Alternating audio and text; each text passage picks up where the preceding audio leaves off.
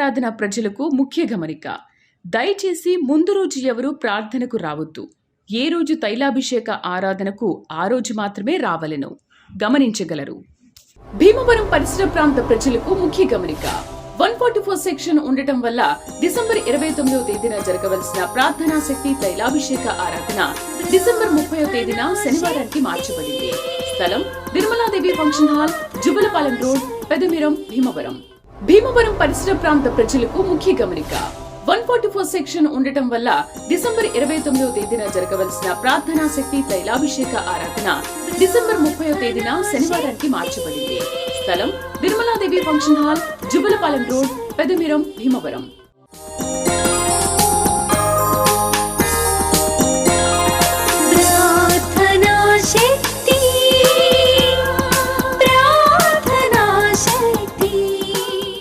ప్రార్థనా శక్తి తైలాభిషేక ఆరాధన ప్రతి నెల మొదటి శుక్రవారం.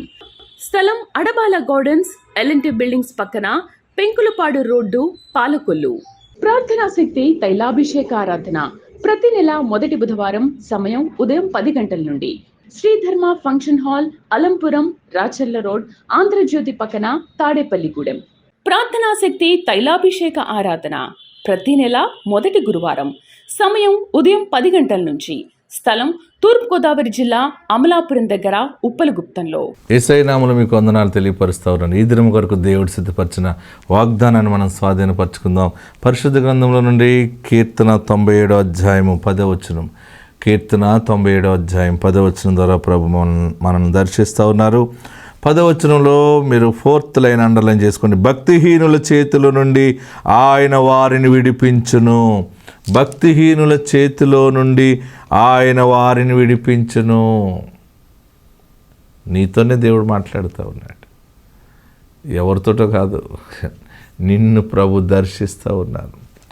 ఏ భక్తిహీనుడి చేతిలో ఇరుక్కుపోయావో, ఏ భక్తి లేని మనిషి దగ్గర నువ్వు భయంగా బ్రతుకుతున్నావో, ఏ సమస్యలో ఇరుక్కుపోయావో అక్కడ నుండి దేవుడిని విడిపిస్తూ ఉన్నాడు. బహుశా అది అప్పులలో ఇరుక్కుపోయావా? ఒక భక్తిహీనుడి దగ్గర నువ్వు అప్పు చేసి ఆ భక్తిహీనుడికి లోబడి భయంగా బ్రతుకుతున్నావేమో. నాకు ఎప్పుడు విడుదల అవుతుంది? భక్తి లేనివాడు, భక్తిహీనురాలు చాలా బుద్ధి లేని మాటలు మాట్లాడుతూ ఉన్నప్పుడు నా వల్ల కాదు, ఆ మాటలను పడలేకపోతున్నాను ఏడుస్తున్నావా? దేవుడు అందులోంచి నిన్ను విడుదల చేస్తూ ఉన్నాడు. భయపడకు. భక్తిహీనుల చేతిలోండి ఆయన నిన్ను విడుదల చేస్తాడు. విడుదల చేయటానికే ఈరోజు వాగ్దానాన్ని ప్రకటిస్తూ ఉన్నాడు నీకు.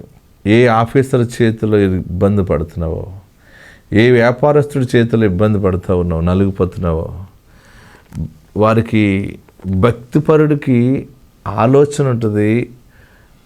ఎదుటి వ్యక్తి యొక్క కష్టాన్ని అర్థం చేసుకుంటారు. భక్తి లేనివాడు ఏం చేస్తారంటే, భక్తిహీనురాలు వారి సుఖమే వారు ఆలోచిస్తారు. అవతలని వ్యక్తి నీవు ఎంత మంచివాడువో, ఎంత మంచిదానో, లేకపోతే చెడ్డదానో అంత గ్రహింపు వారికి రాదు. నేను ఇచ్చాను, నాకు ఇచ్చేసే అంతే. ఇస్తావా చస్తావా, వస్తావా రావా, రాస్తావా రాయవా, ఇలాగా ఒక రాక్షసులాగా నిన్ను భక్షిస్తుంటే హడిలిపోతున్నావా? భయంగా ఉంది, ఏమైపోతుందో అని బాధపడుతున్నావా? దేవుడు ఈరోజు నీతో మాట్లాడుతున్న గొప్ప మాట ఏంటంటే, భక్తిహీనుల చేతిలో నుండి ఆయన వారిని విడిపించును. డెలివరెన్స్ అనేది దేవుడు ఈరోజు ప్రకటించాడు. గొప్ప విడుదల నువ్వు చూస్తావు. ఏ భక్తిహీనుల దగ్గర ఇరుక్కుపోయావో వారి నుంచి నిన్ను విడుదల చేసి వారందరినీ నీ పాదాల దగ్గర ఆయన పెట్టబోతూ ఉన్నాడు. గొప్ప ఆశీర్వాదం నీకు కలుగును గాక. God bless you. Amen. Okay, వాక్య భాగంలోకి వెళ్దాం. మనం ముందు వాక్యానికి మరి ప్రయారిటీ ఇద్దాం. మత్తయి సువార్త 2వ అధ్యాయము 10వ వచనం అందరం చదువుకుందాం. వారు ఆ నక్షత్రమును చూచి అత్యానందభరితులై ఇంటిలోనికి వచ్చి తల్లి అయిన మరియను ఆ శిశువును చూచి సాగిలపడి ఆయనను పూజించి తమ పెట్టెలు విప్పి బంగారమును, సాంబ్రాణిని, బోలమును కానుకలుగా ఆయనకు సమర్పించిరి. ఈ వాక్యం మనం చదివితే జ్ఞానులు చేసిన క్రిస్మస్. జ్ఞానులు చేసిన క్రిస్మస్ చాలా జ్ఞానముగా ఉన్నది. అందుకే ఈ జ్ఞానులు నక్షత్రము వెంబడి రావటం, వారు యేసు ప్రభు జన్మించిన స్థలములో ఆ నక్షత్రము ద్వారా నడిపించబడి, ఆ నక్షత్రం ఎక్కడ ఆగిందో అక్కడ బాలుడైన యేసు ఉండటం చూచి యేసు ప్రభు వారిని రక్షకుడిగా ఆనర్ చేసి గౌరవించి వారు బంగారమును సాంబ్రాణిని బోలమును కానుకలుగా సమర్పించిరి. ప్రియులరా, ఈ క్రిస్మస్లో మనం చూస్తున్నప్పుడు ఒక ప్రత్యేకమైన ఆహ్వానం కనపడుతూ ఉంది. ఏం కనపడుతుంది? ఒక స్పెషల్ ఇన్విటేషన్ ఉంది జ్ఞానులకి. గొర్రెల కాపర్లకు కూడా ఆహ్వానం ఉంది. అంటే ఇక్కడ పండుగ జరిగింది. ఏం జరిగింది ఇక్కడ? ఒక పండుగ అనేటప్పటికీ మనం ఒక ఫెస్టివల్గా మనం చేసేటప్పుడు అందరినీ పిలుచుకుంటాం. ఒక శుభకార్యము, ఒక విందు వినోదం ఏది చేసినా దానంతటికీ కూడా మూల కారణం ఆహ్వానమే కనపడుతుంది. జ్ఞానులను ఆహ్వానించింది, నడిపించింది నక్షత్రం. ఆ నక్షత్రము పరిశుద్ధాత్మునికి సూచనగా ఉందని. హల్లెలూయా, హల్లెలూయా, గట్టిగా హల్లెలూయా చెప్పండి. గొర్రెల కాపర్ల దగ్గరికి వెళ్ళి దూత చెప్పింది, గొర్రెల కాపర్లరా, మరి రక్షకుడు మీ కొరకు ఉదయించాడు, వెళ్ళండి. యేసు ప్రభు జన్మించాడని ఇంత పెద్ద పాత్ర పోషించింది పరిశుద్ధాత్ముడే. పరిశుద్ధాత్ముడు జ్ఞానులను ప్రత్యేకంగా పిలుచుకొచ్చాడు, గొర్రెల కాపర్లని ప్రత్యేకంగా పిలుచుకొచ్చాడు. జ్ఞానులు అద్భుతమైనటువంటి క్రీస్తు పూజ చేశారు. యేసు ప్రభు జన్మ సైన్స్కి విరుద్ధం అని చాలామంది అంటూ ఉన్నారు. ఎస్, కన్య మరియ గర్భం ధరించటం, ఆయన లోకరక్షకుడు భూలోకానికి రావటం సైన్స్ కంటే గొప్పవాడు ఈయన. ఆమెన్, హల్లెలూయా, హల్లెలూయా. ఒక కన్యక మరియ గర్భం ధరించింది, కుమారుని కన్నది. దేవుని దూత వచ్చి, మరియా నువ్వు గర్భం ధరిస్తావు, కుమారుని కంటావు, ఆయనకు యేసు అని పేరు పెడతావంటే మరియ నమ్మలేకపోయింది. కొంత సమయం షాకులోకి వెళ్ళిపోయింది. అప్పుడు అంటది, ఇది ఎలా సాధ్యమో, ఇది ఎలా జరుగుతుంది, ఆత్మకార్యమే కానీ ఇది ఎట్లా జరుగుతుంది అంటే దేవుని దూత చెప్పింది ఏంటంటే, మరియా మీ బంధువురాలు ఎలిజబెత్ ఉందో తెలుసా నీకు? తెలుసు, మీకు బాగా దగ్గర బంధువు కదా. ఎలిజబెత్ వృద్ధాప్యములో ఆమె గొడ్రాలు కదా, గొడ్రాలు అనబడిన ఆమె ఈరోజు 6వ మాసము గర్భిణి ధరించింది. ఆమెన్, హల్లెలూయా, గట్టిగా హల్లెలూయా చెప్పండి, ఇంకా గట్టిగా హల్లెలూయా చెప్పండి. దేవుని దూత చెప్తా ఉంది, మరియా ఎలిజబెత్, గొడ్రాలనబడిన ఎలిజబెత్ గర్భం ధరించింది 6వ నెలప్పుడు. ఆ మాట విన్నాక మరియమ్మ గారికి ధైర్యం వచ్చేసింది. ఏమొచ్చింది? ఓకే, ముసలమ్మ, గొడ్రాలు, ఆ ఎలిజబెత్ గారు హస్బెండ్ దేవుని సేవకుడు జకరియా, వాళ్ళ ఇంటికి వెళ్ళాను నేను మొన్న బాప్తిస్మిచ్చి యోహాను ఆ ఎలిజబెత్ ఇంటికి వెళ్ళాను. మీకు వీడియో కూడా తీసుకొచ్చాను, మీకు చూపిస్తాను. గొడ్రాలనబడినటువంటి ఆ ఎలిజబెత్ గర్భం ధరించిందంటే అందరూ షాక్ అయిపోయారు. ఆ పాస్టర్ గారు కూడా షాక్ అయిపోయాడు. ఏది, అందరికీ ప్రవచనాలు చెప్పేటువంటి దైవజనుడు, ఆయన దేవుని మందిరంలోకి వెళ్ళి యజ్ఞము చేసి వస్తూ ఉంటుంటే ఆశ్చర్యానికి గురైపోయాడు. దేవుని దూత చెప్తే ఆ దైవజనుడు ఎవరు, ఆ జకరియా, నా భార్య గర్భం ధరిస్తుందా? ఇంత సేవకుడు ఆత్మకార్య విషయంలో ఆశ్చర్యపోతే మౌనం అయిపోయాడు. దెబ్బకి మాట పడిపోయింది. ఇదేంటి అని అడిగితే ఆత్మ సంబంధంగా దేవుని దూత చెప్పింది ఏంటంటే, నువ్వు దేవుని మాట నమ్మలేకపోయావు గనుక నీకు కుమారుడు పుడతాడు, వాడికి పేరు యోహాను అని పెడతావు, అప్పుడు నీ నోరు ఓపెన్ అవుతుంది అన్నాడు. అంటే బాగా గమనించాలి, దేవుని వాగ్దానాలు నమ్మకపోతే మనకి పనిష్మెంట్ ఉంటుంది. అది కార్యము జరిగాక మరలా అది విడుదలవుతుంది. అప్పుడు ఏం చేసిందంటే మరియమ్మ గారు ఎక్కడికి వెళ్ళిపోయిందంటే కొండసీమలో ఉన్నటువంటి, అక్కడ కొంచెం దగ్గర ప్రాంతమే, మరియమ్మ పరిగెత్తుకెళ్ళిపోయింది. చిన్న బిడ్డ యవనస్తురాలు జకరియా గారి ఇంటికి వెళ్ళిపోయింది. వెళ్ళిపోయిన వెంటనే అక్కడ చెప్తా ఉంది, నాకు ఇలాగ గాబ్రియేలు దూత దర్శనం వచ్చింది, నేను గర్భవతిని అవుతున్నాను, కుమారుని కంటున్నానని చెప్పింది.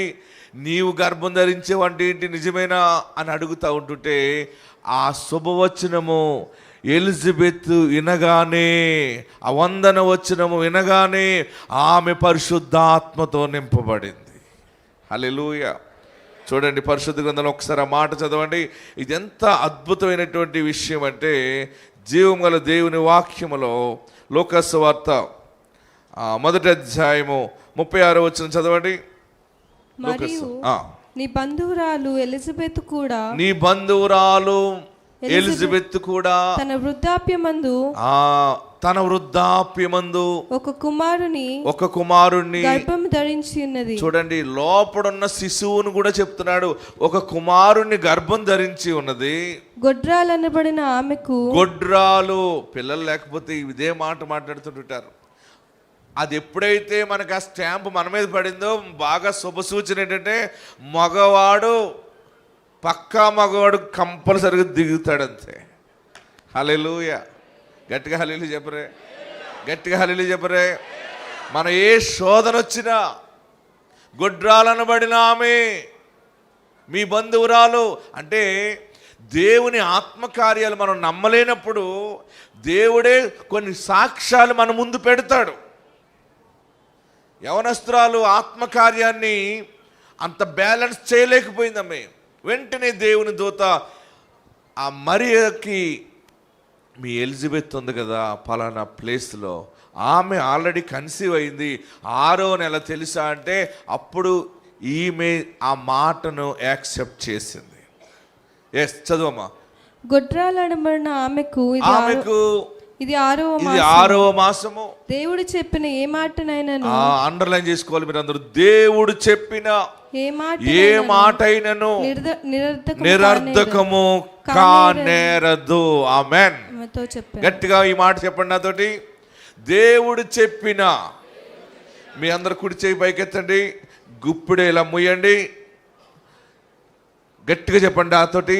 దేవుడు చెప్పిన ఏ మాటైనను నిరర్ధకము కానేరదు. దేవుడు చెప్పిన ఏ మాట నిరర్ధకము కానేరదు. నాకు ఎంత బలమైన విశ్వాసం అంటే, మొండి విశ్వాసం అంటే, ఈ వాక్యము సత్యమిది, ఎందుకు జరగదని ఆయన ఎవరికి ముసలమ్మకు ప్రవచనం చెప్పమని చెప్పేస్తున్నాను. యవనస్తులకి ఎవరైనా వాదం వేసుకోవడానికి వచ్చిన వాళ్ళకి ఏ ప్రవచనం చెప్పమని చెప్పేస్తాను. ఎందుకంటే నాకు తెలుసు ఆయన నమ్మదగిన వాడు, ఆయన దానిని నెరవేరుస్తాడు. మీరు నమ్ముతున్నారా? నేను నమ్మాను కనుకనే ఇంతగా వాడబడుతున్నాను. హల్లెలూయా. ఇంకేదో అయిపోయిందని వస్తారు ఎక్కడెక్కడికో కుటుంబాలు కానీ, ఇంక లేదంటే లేదన్నట్టు వస్తారు. ఒక్క మాట వాగ్దానాన్ని ప్రకటించిన వెంటనే ఆ తుఫాను వారి జీవితంలో పోతుంది.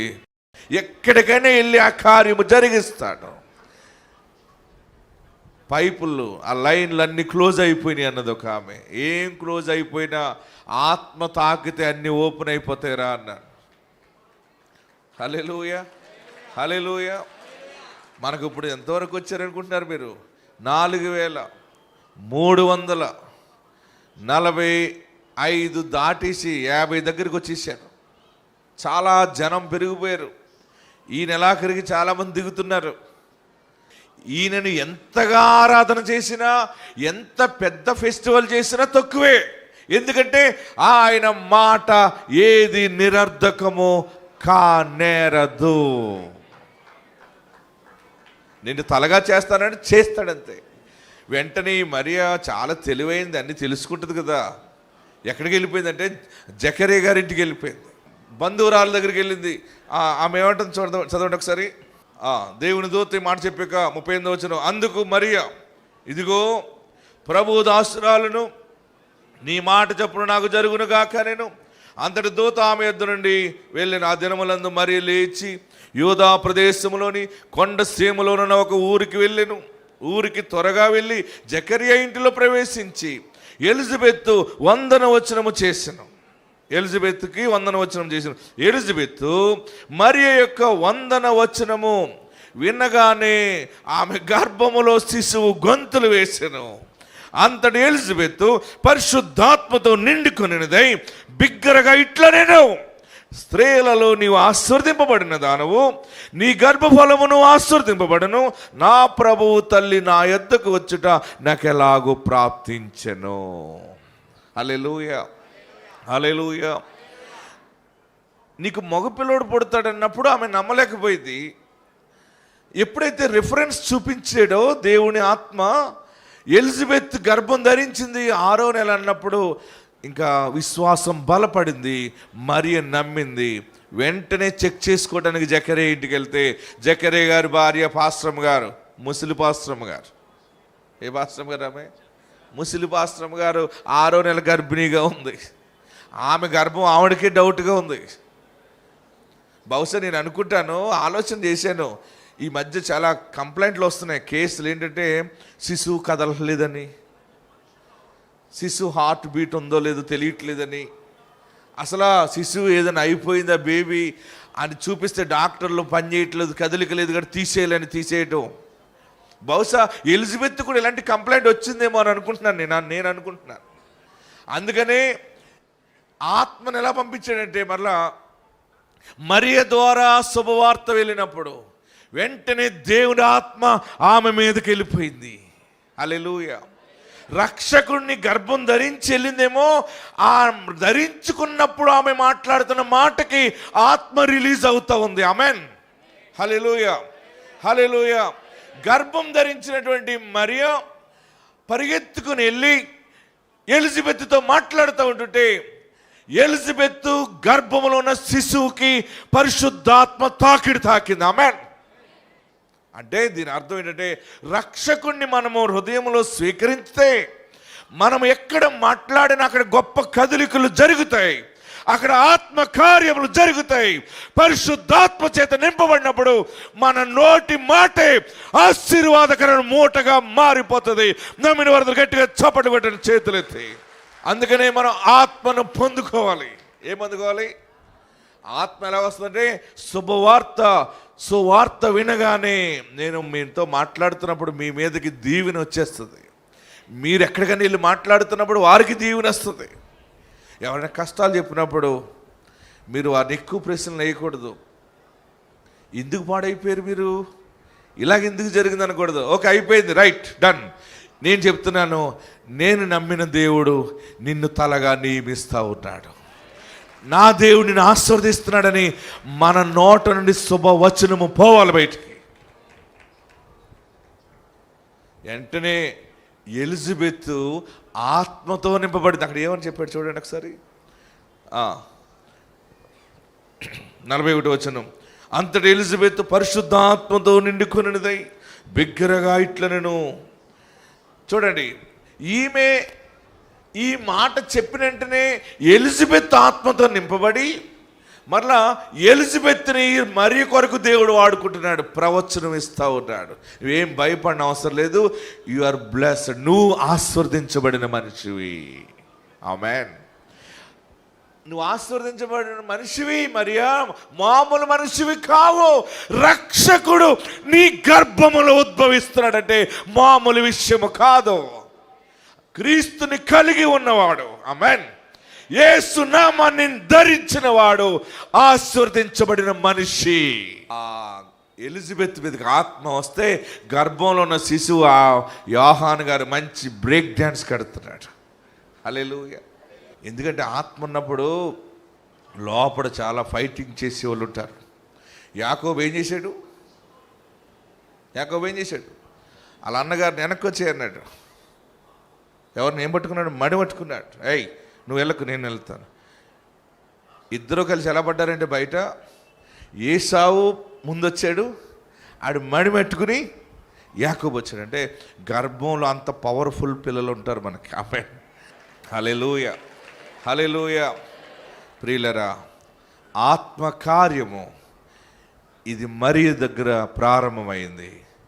కొంచెం వాగ్దాన వాక్యములకు మనం వెళ్తూ ఉంటుంటే, నక్షత్రమును చూచి జ్ఞానులు వచ్చారంటే ఆ నక్షత్రము దేవుని ఆత్మ. ఆమేన్. కొన్ని సమయాల్లో ఆత్మ మనకి అనేక రకాలుగా ప్రత్యక్షమవుతూ ఉంటుంటారు. అబ్రహాముకి మెల్కీసెదెకు రూపంలో ప్రత్యక్షమయ్యాడు. ఆయన మెల్కీసెదెకు అనే ప్రధాన యాజకుడిగా ప్రత్యక్షమయ్యాడు. అబ్రహాము కుటుంబాన్ని దేవుడు నడిపించాడు. జ్ఞానులు నక్షత్రమును చూచి వెళ్తూ ఉన్నారు. చూడండి, బైబిల్ ప్రారంభం మనం చూస్తే ఆదికాండం 1వ అధ్యాయంలోనే సూర్య చంద్ర నక్షత్రాలతో ప్రారంభమైంది 1వ అధ్యాయము. అదే పరిశుద్ధ గ్రంథం ముగింపు ప్రకటన గ్రంథంలోకి వస్తాయి. రండి, ప్రకటన గ్రంథము 1వ అధ్యాయం 16వ వచనం చూస్తే అక్కడ 7 నక్షత్రముల గురించి మాట్లాడుతూ ఉన్నాడు. ప్రకటన గ్రంథం 1వ అధ్యాయము 16వ వచనం. ఆయన తన కుడి చేత 7 నక్షత్రములు పట్టుకుని ఉండెను. ఆయన తన కుడి చేత 7 నక్షత్రములను పట్టుకుని ఉండెను. ఆయన నోటి నుండి రెండంచులు గల ఖడ్గము వాడి అయిన ఖడ్గము ఒకటి బయలు వెళ్ళెను. ఆయన ముఖము మహా తేజస్సుతో ప్రకాశించుచున్న సూర్యుని వలె ఉండెను. హల్లెలూయా, హల్లెలూయా. నక్షత్రముతో ప్రారంభమై ఈ నక్షత్రాన్ని అబ్రహాముకి దేవుడు చెప్పాడు, అబ్రహామా, నీ సంతానాన్ని ఇసుక రేణుల వలె చేస్తాను. నీ సంతానం ఎలాగుంటుందో తెలుసా, ఎలా విస్తరిస్తారో తెలుసా అని హెబ్రీ పత్రిక 11వ అధ్యాయం చెప్తాడు. ఆకాశము వైపు చూడని నక్షత్రములు ఎలాగున్నాయో అలాగ విస్తరిస్తారు నీ సంతానం అన్నాడు. ఈ మాటలు చాలామంది వేరుగా అర్థం చేసుకుని దాన్ని ఎలా తీసుకొచ్చారంటే, నక్షత్రానికి మనిషికి చాలా సంబంధం ఉందన్న దాన్ని తీసుకొచ్చి జాతకం అంతా దీని మీద డిపెండ్ అయ్యేలా పెట్టేశారు. మనం పుట్టినప్పుడు ఏం చూస్తారు మనకి? మొన్న ఒక డాక్టర్ గారు అన్నారు, ఆ హాస్పిటల్కి పేషెంట్ తల్లి తండ్రి అన్నారట అలా మేనమావని, ఏమండి పలానా సమయానికి కట్ చేసి పడేయండి అన్నారట. ఏంటంటే ఆ సమయంలో మంచి నక్షత్రం అది. మనం పుట్టినప్పుడు నక్షత్రాన్ని చూస్తున్నాం. ఆ నక్షత్రాన్ని బట్టి గ్రహాలను బట్టి రాశి ఫలాలు చూస్తాం కదా. ఈ నక్షత్రాన్ని బట్టి మన జాతకాలు చెప్తూ ఉంటుంటారు చాలామంది. రెండవది, నక్షత్రము మనం ఎప్పుడు చూస్తామంటే పెళ్లి సంబంధాలు వచ్చినప్పుడు చూస్తాం. మన నక్షత్రం మనకి ఎలాంటి నక్షత్రం గల అమ్మాయిని చేసుకోవాలి. మూడవది ఎప్పుడు చూస్తారంటే అందరూ పెండ్లి చేసుకున్న వెంటనే ఆ పెండ్లి చేసిన వేద పండితుడు బయటకు తీసుకొచ్చి ఆకాశం వైపు చూపిస్తాడు, నక్షత్రం కనబడుతుంది చూడండి అని. వారు ఆ నక్షత్రాన్ని చూస్తారు. మూడవది, ఆ నక్షత్రం మళ్ళీ ఎప్పుడు చూస్తారంటే మళ్ళీ ఆ మనిషి చనిపోయినప్పుడు చూస్తారు. పుట్టినప్పుడు నక్షత్రాన్ని చూస్తారు, పెళ్ళప్పుడు నక్షత్రాన్ని చూస్తారు, మళ్ళీ మనిషి చనిపోయినప్పుడు ఆ నక్షత్రాన్ని బట్టి కర్మ పెట్టేది కూడా చూస్తారు. దినవారం ఎప్పుడు వచ్చింది, సంవత్సరం ఎప్పుడు, ఎలాగా.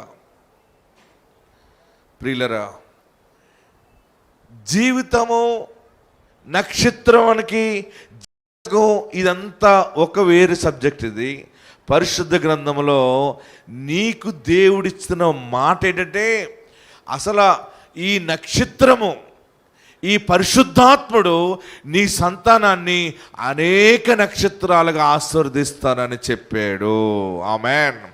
అబ్రహామా, నీ సంతానము నక్షత్రాల వలె ఉంటారు. దానియేలు గ్రంథంలో మనం చూస్తే 12:3 వచనంలో, బుద్ధిమంతులైతే ఆకాశ మండలంలోని జ్యోతులను పోలున్నారని తెలుసుకున్నాం. ఇది దేవుని ఆత్మ, ఈ నక్షత్రం. మీ ఇల్లే నక్షత్రముగా మారబోతా ఉంది. మీ ఇల్లే స్వార్థ నిలయముగా మారబోతా ఉంది. మీ ఇల్లే ఐశ్వర్య నిలయంగా మారబోతా ఉంది. మీ ఇల్లే రక్షణ నిలయముగా మారబోతా ఉంది. మీ ఇంటి నుండి అనేక మంది యేసు వైపు నడిపించబడబోతా ఉన్నారు. ఆత్మ మీకు తోడుండును గాక. 7 కోణాల ఆశీర్వాదము, 7 ఆత్మలు కలిగిన వాడు 7 ఆత్మలను నీ మీదకి పంపిస్తున్నాడు. అందరూ లేచి నిలబడి, ఎక్కడున్నవారు అక్కడ లేచి నిలబడి, మనల్ని ఆయన నక్షత్రముగా, పరిశుద్ధాత్మ పొందిన నక్షత్రముగా, మనము అనేక మందిని యేసుని చూపించేవారుగా, జ్ఞానులు అజ్ఞానులకి యేసు సువార్త ప్రకటించువానిగా దేవుడు నిన్ను తలగా నిలబెడుతూ ఉన్నాడు. నిన్నెందుకు స్టార్గా చేస్తున్నాడంటే అనేక మందికి రక్షకుడు ఉదయించి ఉన్నాడని, రక్షణ సాక్ష్యము. వాక్యం వెంటనే నిన్ను దేవుడు బ్లెస్ చేస్తున్నాడు. ఏడ్చిన నెల ఏడ్చావు, ఇంకా అది ఎండ్ అయిందంతే. రక్షకుడు ఎక్కడ ఉంటే అక్కడ ఆనందమే. రక్షకుడు ఏ ఇంట్లో ఉంటే అక్కడ అభిషేకమే. దాని మహిమే వేరు, నక్షత్ర మహిమ వేరు. ఆయన ఆత్మ ద్వారా నిన్ను బ్లెస్ చేశాడు. నీవు పరిశుద్ధతను కలిగి క్రీస్తు నామస్మరణ చేస్తూ ఆయన ఆజ్ఞల ప్రకారం నువ్వు జీవిస్తే, మరలా కమింగ్ డిసెంబర్కి 7 కోణాలు కంప్లీట్ చేసుకుని రాజబిడ్డగా నువ్వు సాక్ష్యం ఇవ్వబోతున్నావు. ప్రార్థనా శక్తిలో పరిశుద్ధాత్మ శక్తి నీకు ఉండును గాక. పరిశుద్ధాత్మని గర్భమును తెరుచును గాక. పరిశుద్ధాత్మని ఇంటిని వెలిగించును గాక. పరిశుద్ధాత్ముడి నీ ఇంటిని విశాలపరచును గాక. సరిహద్దుల విశాలత కలుగజేయును గాక. ఆ స్పెషల్ జాయ్, స్పెషల్గా ఉన్నటువంటి ప్రత్యేకమైన ఆనందము నీకు కలుగును గాక. యేసు నామములో అడుగుచున్నాము తండ్రి, ఆమేన్.